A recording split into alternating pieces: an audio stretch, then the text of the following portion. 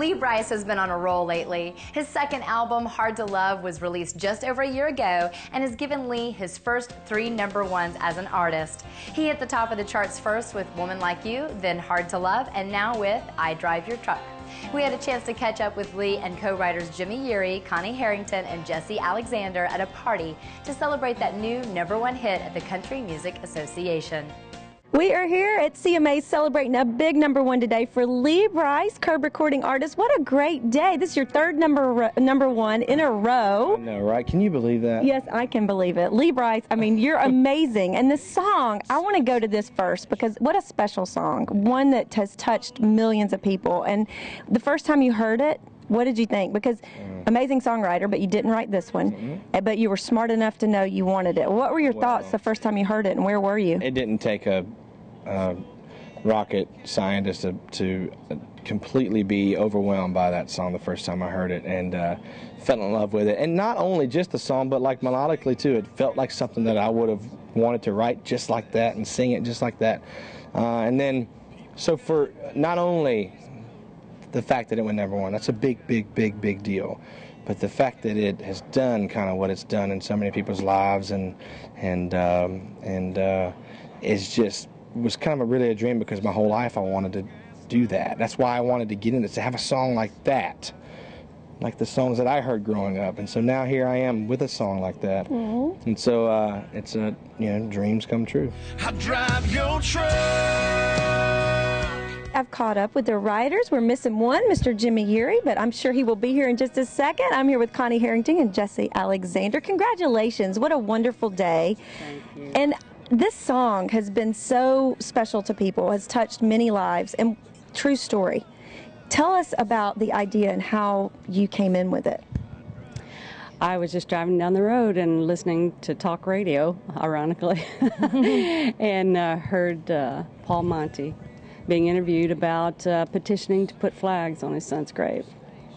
And he just said that he drove his son's truck to still feel close to him, and described the truck. And I luckily had some Post-it notes and was writing the details down as quickly as I could, and felt it would be a wonderful song idea to share. Wow. Got with Jessi and eventually Jimmy, and cried our way through it, and literally.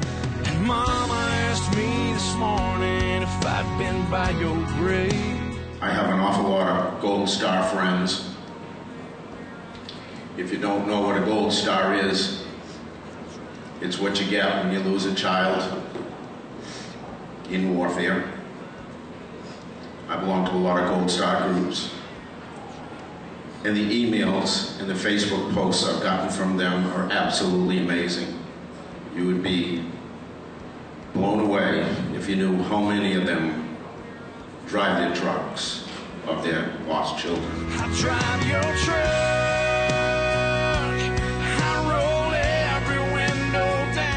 I know that you, Connie, did some research afterwards to make sure that you connected with, didn't you spend hours? Tell us about the story of trying to connect with the father. Well, I couldn't find him. I didn't catch if they said the name of the guy on the broadcast, and so I just knew that there was a man in Massachusetts. And I dug and dug, and honestly, I gave up on the internet. I could not find. And then I said, I'm not a quitter. And I said, please, Lord, help me find his family. And 1 minute later, his picture popped up. With the truck. And the truck. With the truck. Yeah. Wow. And where I could push play and hear the original broadcast that I had heard. It was crazy. Wow. Yeah. So have you talked to this dad? His story and his son have... We called him initially, cold called him a couple Sundays ago, and that was... an amazing experience. Yeah. And so how was he had no idea. You both got together to do that? We linked our phones to Jimmy Yeary, who was in Hendersonville, and she was at my house.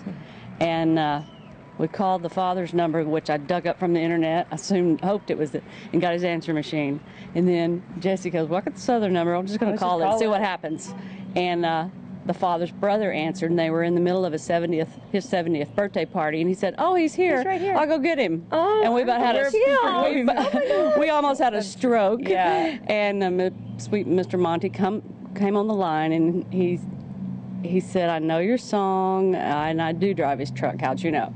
And we're like, well, because we wrote it about you. we wrote it because, we heard you. And he said, well, among many other things, the thing that blew our minds was he said, the mother of the son of the boy his son tried to save is the one that sent him our song.